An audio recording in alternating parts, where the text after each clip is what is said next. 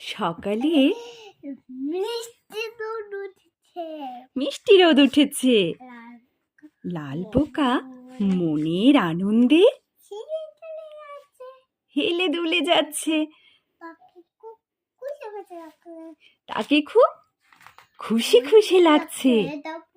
হঠাৎ পুরো আকাশ ঘন অন্ধকারে ছেয়ে গেল। সাথে সাথে শুরু হলো বৃষ্টি। বড় বড় ফোঁটায় লাল পোকা ভিজে যাচ্ছে। বৃষ্টি থেকে বাঁচার জন্য সে কি করবে এখন? কোথায় লুকাবে? লাল পোকা তাড়াতাড়ি একটা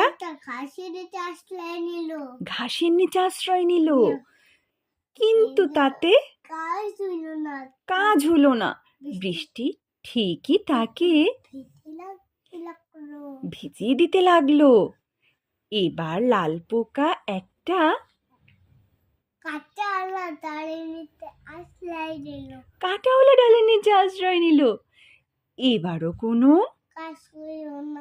কাজ হলো না। লাল পোকা বৃষ্টিতে ভিজতে লাগলো। তাই তো, ভিজতেছে তো। একটু ভেবে এবার লাল পোকা গেল চিকন পাতার ডালের নিচে। কিন্তু এখানেও সে ভিজে যাচ্ছে। শেষে লাল পোকা তাড়াতাড়ি গেল একটা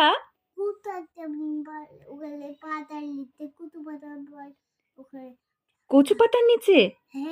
তারপর যাক বাবা, এই পাতাটা বেশ বড়, এখানে আর বৃষ্টি পড়বে না। দৌড়ে দৌড়ে ক্লান্ত লাল পোকার চোখে রাজ্যের ঘুম নেমে এলো।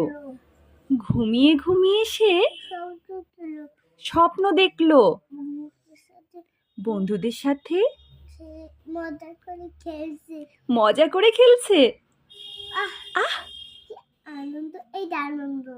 কি আনন্দ! এই যে আনন্দ করছে, ওরা মজা করে খেলছে আর আনন্দ করছে। বৃষ্টি শেষে